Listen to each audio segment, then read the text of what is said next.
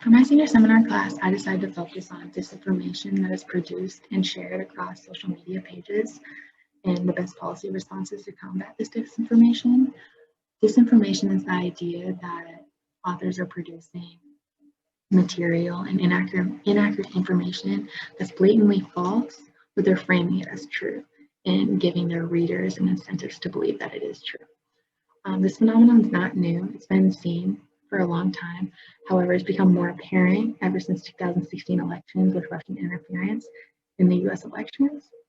So now there's a lot more buzz around it, and a lot more people are becoming educated about it. Seen here is an example. In November 2020, China posted a picture with a Russian soldier holding a bloody knife next to an innocent child holding a lamb. It's blurred out because it is pretty horrific. This was based off allegations that Australian soldiers used a knife to kill 2 teenage Afghan boys. While most people would think that China would post this because it would be true and to highlight and hold Australian government accountable, this actually never happened. The image is false and it was altered. And as a result, Australian government was facing a lot of scrutiny for it. So this is a great example of how disinformation completely can change somebody's views on a topic and can be shared and produced amongst the entire world. There are many policy responses to combat disinformation, including cybersecurity, fact-checking, regulations that social media platforms provide. However, it's been seen that while these responses are beneficial, they still aren't as adequate as one would like to see. They're trying to decrease and limit the amount of disinformation comes across the page. It's inevitable that it still will come across users' pages. They will never be fully successful in making sure that disinformation never comes across sources. So, as a result, I think it's important to focus on education and to inform students how to intake this fake news when they come across it and what different cognitive processes they should go through when they're evaluating sources and evaluating political news that comes across their social media. Literacy can be defined as an individual's ability to assess, analyze, and evaluate media. So basically, it's increasing one's cognitive abilities, critical thinking skills, ability to evaluate sources and their credibility, distinguish biases, ads, motivated reasonings behind authors, in different aspects that determine whether a source may be credible and might be fake news. In a Stanford University study, it was seen that students aren't good at doing this. They actually have difficulty differentiating between news content and advertising content, and understanding how biased perspectives affect news and other messages. So in media literacy, a lot of people offer guides, workshops, programs, and different tips to help people become better consumers of information. One very common guide that is used today is an acronym known as CRAP. It stands for Currency, Relevance, Authority, Accuracy, and Purpose. Currency focuses on when the source was published and if it's relevant today, like if it was made in the 1990s and it's 2020, maybe it's not as accurate. Relevance focuses on whether the information presented provides something meaningful to a topic, increases someone's knowledge about the topic. Authority focuses on whether the author and the publisher are credible and whether they're qualified in that area of study that they're producing content with. Accuracy focuses on whether the information is factual, truthful, peer-reviewed by others. And lastly, purpose focuses on why the source exists to begin with. What are the motivations behind this source? What does it bring to the table? A similar guide is also seen here. It's called Radar, which is basically the same thing as CRAP. They just use different words to represent the methods that they use. Here is labeled rationale, authority, date, accuracy, and relevance, which is very simple. There's other ways or other guides and tips that people have provided, such as when you're reading it, is it a joke? Like if you're on social media, is it a joke or a meme? Like are people making fun of the scenario? Are they being serious about it? Are there other corroborating sources? that can identify this information and or that can back up this information. Is the author credible? Are they real, or is it a bot? Checking one's own biases, which is really important to mind and approach things, willing to see both sides of an argument as a method, and media literacy is focused on being skeptical and not believing everything that one sees, hears, or reads. By doing this, they aren't as susceptible as falling victim to fake news because they're stepping back, reflecting on all the different things that can go into this information. On skepticism, it increases their evaluation skills, their analytical skills. By encouraging students to be skeptical, they then become more hesitant when they're in the face of news content, and they are better able to be critical, which in turn will help them dismantle disinformation if they come across it. While guides are really good sources to use and good references for students to look to while they're assessing content, some people don't think this is adequate enough because it's a little too simplistic. They focus so much on the source itself and not the content within the source. For this reason, why programs and sessions are favored more instead of just having a guide to look to when they're evaluating information. By focusing on the content, they're critically assessing what is being brought to the table, what claims are they making, what type of argument are they making, and how they're approaching the argument in itself. Another tip that people provide is becoming aware of psychological factors the authors might use by providing students access to information on how psychological factors affect them, such as how thoughts work, how they target them psychologically, maybe based off the feed that they produce on their own social media. They become more aware of the methods used by disinformation campaigns.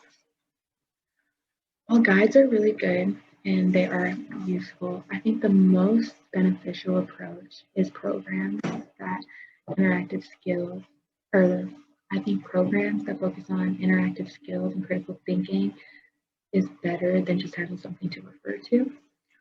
One source that I think has an advantage over many is called Norton's Inquisitive. Norton's a textbook company that provides this in their validity. Through an online quizzing system, students are quizzed on their abilities to sift through sources, identify biases, distinguish between ads and news, assess the relevance of the topics covered, and really see if the source is authentic and if it's relevant. Norton Inquisitive looks like this, and it provides students an interactive game that puts questions in that focus on claims of arguments, credibility of sources, biases that might be apparent, and different things that reflect the reliability of a source. For example, in one activity, they're asked to role play as if they're head of a social media platform and make decisions and regulations that should be incorporated into that platform.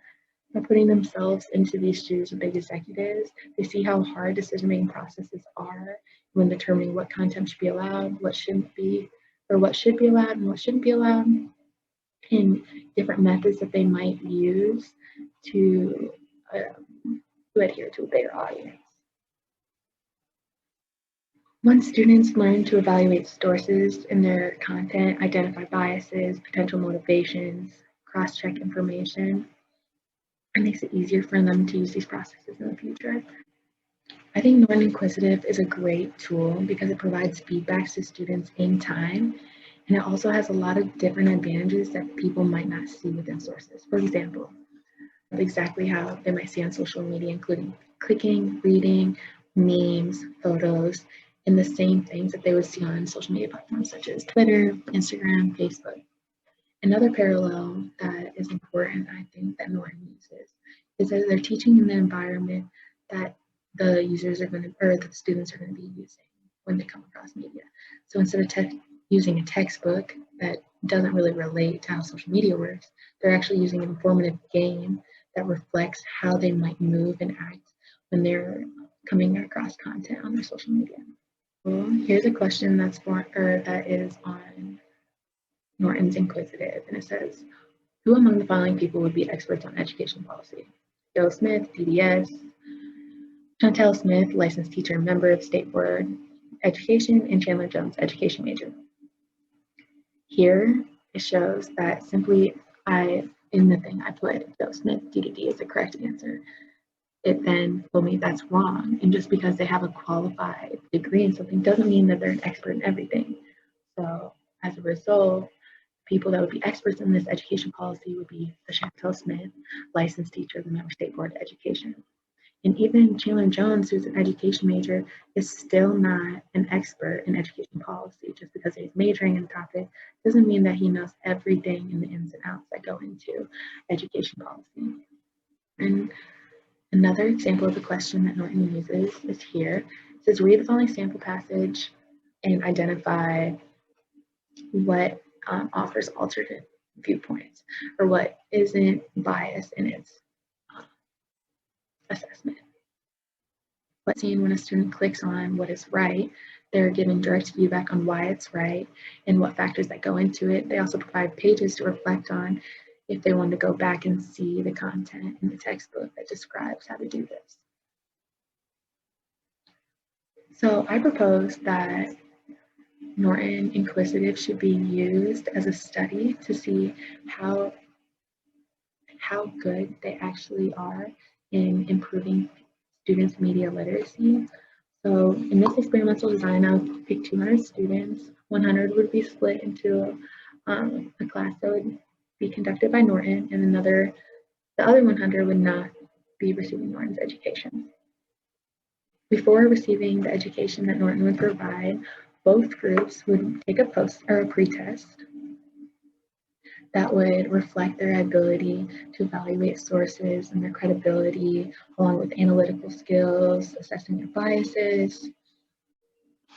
After the pretest, then both of the groups, one group, the 100, the control group, would not receive any education. The experimental group would participate in Norton's Inquisitive for 6 months. After the 6 months, then both groups would then take a post-test that's similar in retrospect to the pretest, but not exactly like it. And if it seems, and if it proves that Norton's Inquisitive increased media literacy and they scored better on the post-test than they did the pretest, then it might be a good idea to include this in Iowa's legislation in education, or to promote this across other states, to use Norton's Inquisitive as a form of media literacy that encourages students to become better critical thinkers and be better at evaluating sources. Norton has a lot of advantages, along with creating the environment that's similar to what they'll be doing on social media. Instead of using a textbook, they're using an online gaming system that relates to technology better. Overall, I think it's important, or I think Norton offers more tools than other guides have seen. While guides are good references, Norton's an interactive game that, one, provides feedback to them directly so that they know what they're getting wrong and why they're getting it wrong. Two, they're creating a parallel of clicking memes and pictures, different tweets that will be seen exactly how they are in social media. And on top of this, they're putting students in a situation where they can role play and assess articles.